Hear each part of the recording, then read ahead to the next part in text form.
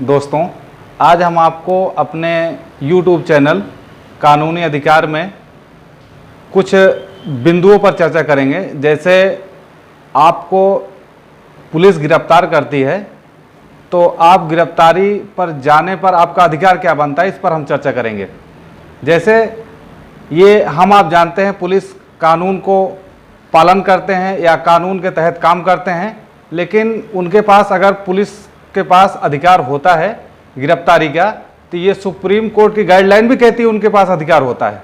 लेकिन कभी कभी क्या होता है, जब गांव में पुलिस आती है तो या शहर में या किसी के घर पे जब दरवाजे पे जाती है तो लोग परेशान होते हैं, इधर उधर भाग दौड़ करने लगते हैं और डर जाते हैं। और पुलिस आती है, उस आदमी को पकड़ती है, यूं पकड़ती है और यूं ही लेके चली जाती है। ये सब गलत है। पहले आपको इस बात के लिए पूछना पड़ेगा कि आखिर क्यों हमें इस चीज़ के लिए पकड़ा जा रहा है, हमें हमारी गलती क्या है और हम किस जुर्म में पकड़े जा रहे हैं। ये सब आप पूछिए। सबसे पहले आपके नॉलेज की कमी होती है, इसी वजह से आप परेशान किए जाते हैं और पुलिस का मनोबल बढ़ जाता है। और कभी कभी आप देखते होंगे किसी को पुलिस पकड़ के ले जाती है, उसको 4 दिन 6 दिन अपने पास रखती है और बाद में उसको जगह कहीं और, घटना कोई और, उसको जोड़ करके और उसको जेल भेजने की प्रक्रिया चालू कर देती है। सरकार, गवर्नमेंट में जितने भी पद होते हैं या पुलिस के अधिकारी के पास ये जितने भी होते हैं, ये सब हमारे आपके नौकर हैं। ये बिल्कुल मत, इनसे मत डरिए। आप अपने अधिकार को जानिए और समझिए। गिरफ्तारी की वजह जरूर जाने, घर वाले या आप स्वयं पूछें। पुलिस को बताना पड़ेगा कि हम क्यों गिरफ्तार कर रहे हैं, यह जानने का आपका कानूनी अधिकार है। CRPC की धारा 50 में यह दिया गया है कि हम अपने गिरफ्तारी की वजह जानें और उसको स्पष्ट पूछें कि हमें क्यों गिरफ्तार किया जा रहा है।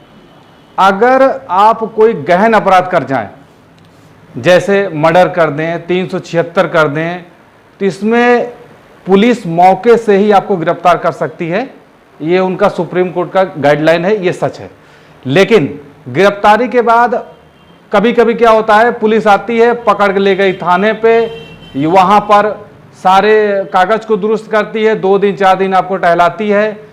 लेकिन उसमें एक नियम ये भी लगता है, जब गिरफ्तारी बाद अरेस्ट मेमो बनाना पड़ता है, जिसको अरेस्ट मेमो कहते हैं। अरेस्ट मेमो क्या होता है मैं आपको बता रहा हूं।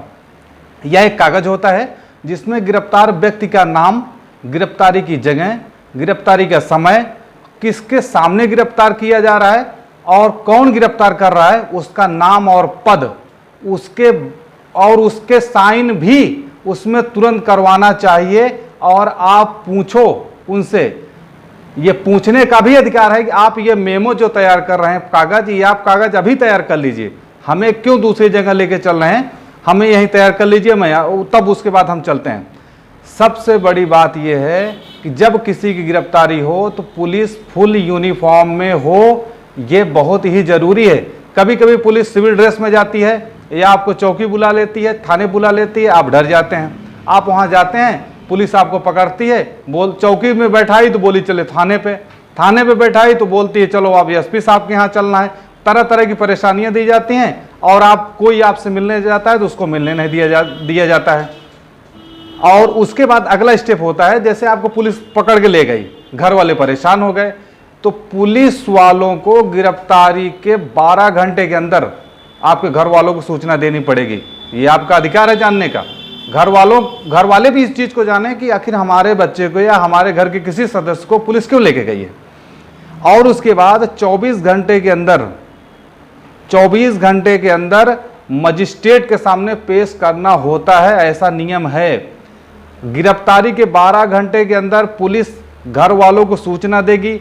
आप मान लीजिए किसी शहर में है, घर से दूर है, 50 किलोमीटर दूर, पुलिस आपको गिरफ्तार कर लेती है। इसकी सूचना 12 घंटे के अंदर पुलिस आपके घर वालों को देगी। यह CRPC की धारा 50 में है।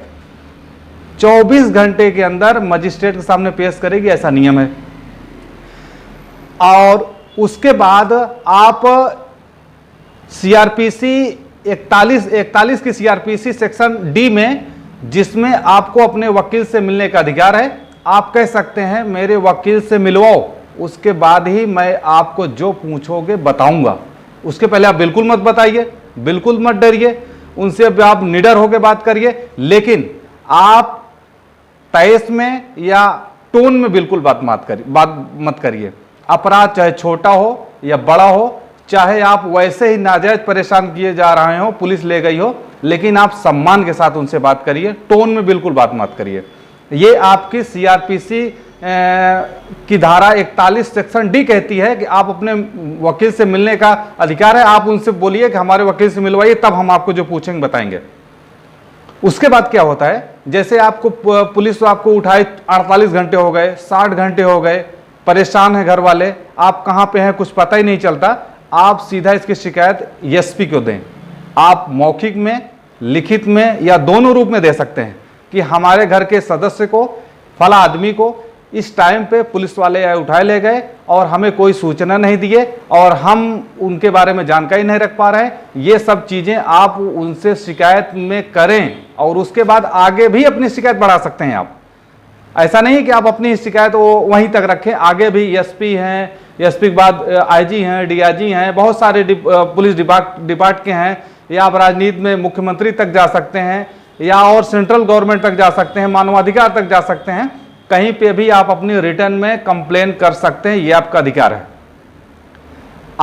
आगे क्या होता है, जैसे आपको 3 दिन पुलिस टहलाई, लास्ट में बताती है कि फला जगह पे फला आदमी को गिरफ्तार किया गया, इस मामले में गिरफ्तार किया गया, झूठे मामले में फंसाने की पूरी कोशिश करती है।